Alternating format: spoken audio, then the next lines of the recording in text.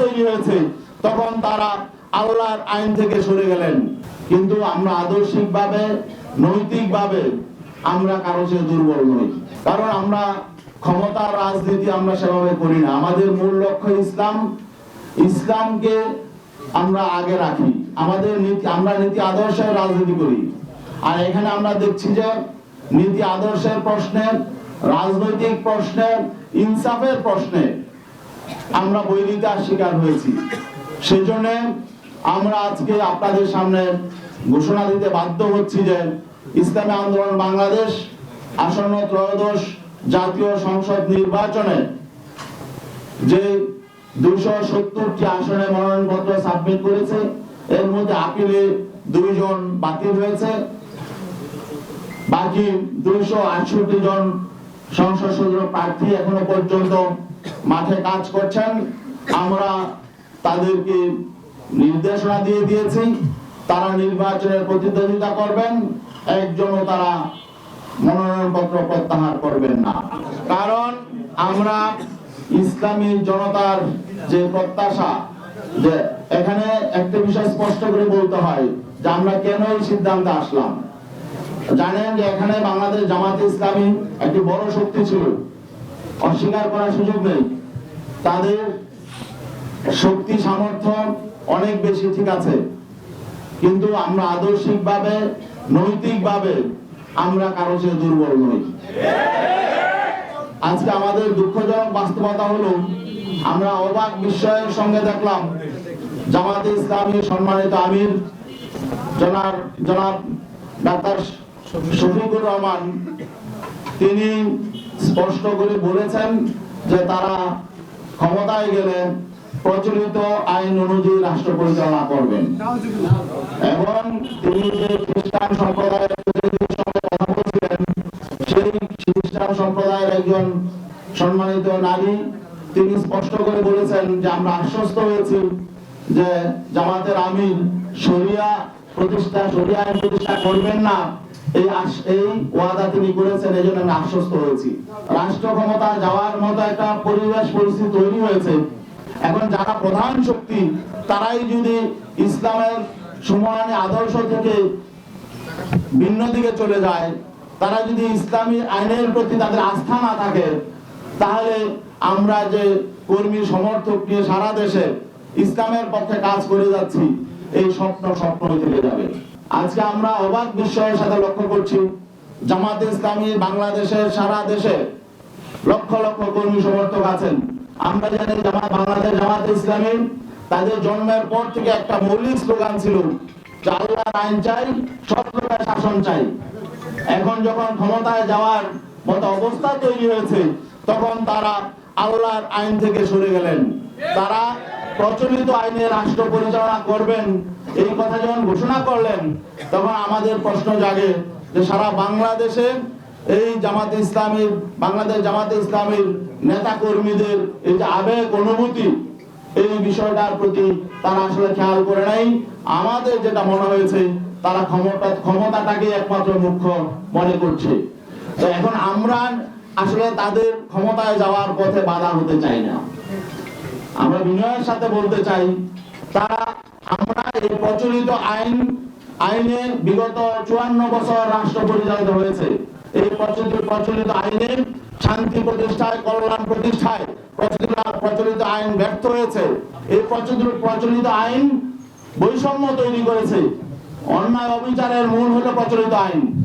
অতএব আমরা তো সবসময় বলে আসছি, প্রচলিত আইন পরিবর্তন করে সেখানে আল্লাহর দেয়া আইন এবং ইসলামের সমান আইন, যেটা সকলের জন্য সমান এবং ধর্মবর্ণ নির্বিশেষে সকলের অধিকার প্রতিষ্ঠা করবে, আমরা তো সেই আইন প্রতিষ্ঠার জন্য আন্দোলন করি। এখন শেষ মুহূর্তে যদি আমরা দেখি যে আসলে প্রধান যে রাজনৈতিক শক্তি, আমাদের সহযোগী শক্তি ছিলেন, তারা যখন নাকি বলছেন যে না, তারা সে আল্লাহর আইনের পথে চলবেন না, বরং প্রচলিত আইনেই তারা রাষ্ট্র পরিচালনা করবেন, তখন আমরা তাদের সহযোগী হওয়ার জন্য আমরা প্রস্তুত নই।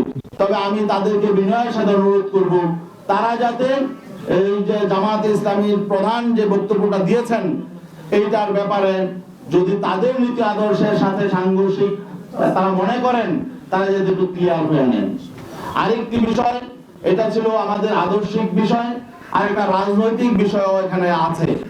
রাজনৈতিক বিষয় হলো যখন আমরা একই পথে হাঁটবো, আমরা যখন সমঝোতার ভিত্তিতে নির্বাচন করব, আমরা যখন আগামীতে পার্লামেন্টে যাব, তখন আমাদের ভোট নিয়ে যারা পার্লামেন্টে যাবেন, আমরা যাদের ভোট নিয়ে পার্লামেন্টে যাব, তাদের পারস্পরিক সমঝোতা, সমন্বয়, সম্মানবোধ থাকতে হবে।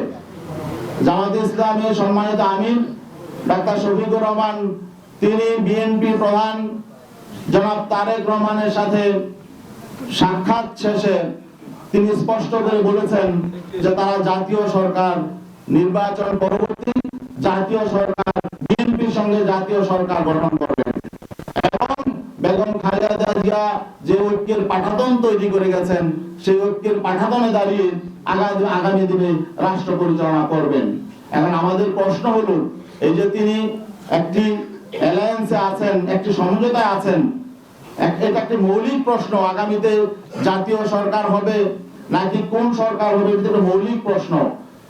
যেহেতু আমরা এদের প্রতিদ্বন্দ্বী, একটি প্রতিদ্বন্দ্বী শক্তির সাথে গিয়ে উনি নিজে ঘোষণা দিয়ে আসলেন তিনি জাতীয় সরকার করবেন, তাদের ঐক্যের পাঠাতনে দাঁড়িয়ে রাষ্ট্র পরিচালনা করবেন, তাহলে এখানে আমাদের সাথে তো বিষয়টা তিনি ডিসকাস করেন নাই, অন্যান্য শরীকদের সাথে তিনি এককভাবে ঘোষণাটা দিয়ে আসলেন। এখন আমাদের শঙ্কা হলো যে এখানে নির্বাচনের আগে যেহেতু একটা সমঝোতা সমন্বয় প্রতিদ্বন্দ্বী দলের সাথে হয়ে যাচ্ছে, তাহলে নির্বাচনটা আসলে পাতানো নির্বাচন হবে কিনা, এটা কি ইলেকশন হবে নাকি সিলেকশন হবে, এই শঙ্কাটাও আমাদের সামনে চলে এসেছে। তো এই শঙ্কা নিয়ে আমরা তো আসলে মানে সহযোগী হতে চাই না কারো, আমরা চাই একটি প্রতিদ্বন্দ্বিতাপূর্ণ নির্বাচন। বাংলাদেশের স্বাধীনতা পরবর্তী যে নির্বাচনে যে কলঙ্ক হয়েছে, সেই কলঙ্ক থেকে আমরা বেরিয়ে আসতে চাই। আর আমরা এমন সমঝোতার নির্বাচন, নিজেদের মধ্যে ভাগাভাগির নির্বাচন এবং সিলেকশনের নির্বাচন, সেই আশঙ্কা থেকেও আমরা শঙ্কিত যে আগামী দিনে আসলে সুষ্ঠু, নিরপেক্ষ, গ্রহণযোগ্য নির্বাচন হবে কিনা, নাকি আমাদের সাথে ঐক্য করে তলে তলে আবার ভিন্ন রকম কিছু হবে, এই আশঙ্কাটাও আমাদের মধ্যে দেখা দিয়েছিল।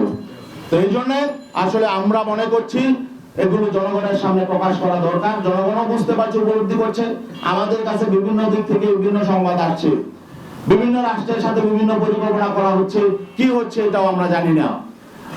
এখন বিশ্বস্ত এখানে সমঝোতা সমন্বয় হতে হলে, ঐক্য হতে হলে পারস্পরিক শ্রদ্ধা, বিশ্বাস, আস্থা লাগে। আমরা আস্থা, বিশ্বাস, শ্রদ্ধার জায়গা যখন ভেঙে যায়, তখন তো আসলে সেখানে ঐক্য টিকে না। এই জন্য আমি ইসলামী আন্দোলন বাংলাদেশের মোহতারাম আমিরের পক্ষ থেকে আদিষ্ট হয়ে আজকে আপনাদের সামনে কথাগুলো বললাম। আপনাদের যদি আরো কোনো ব্যাপারে কোনো প্রশ্ন থাকে। ও আরেকটা বিষয়, আমাদের যেহেতু 268 আসনে ক্যান্ডিডেট আছে আর 32টা আসন এখনো ফাঁকা আছে, এই 32 আসনেও আমরা সমর্থন দিব। সেখানে কাদেরকে আমরা সমর্থন দিব সেটা আমরা মনোনয়নপত্র প্রত্যাহারের পরে আমরা ডিসাইড করব। আমাদের নীতি আদর্শ এবং লক্ষ্যের সাথে যাদের মিল হবে, তাদের সাথে সহযোগ্য ক্যান্ডিডেট, তাদেরকে আমরা ইনশাআল্লাহ সমর্থন দিব এবং আমরা আশাবাদী গোটা বাংলাদেশের 300 আসনেই আমাদের পক্ষের ক্যান্ডিডেট থাকবে ইনশাআল্লাহ। যাতে দেশে দেশে সবার সাথে দ্য নিউজ।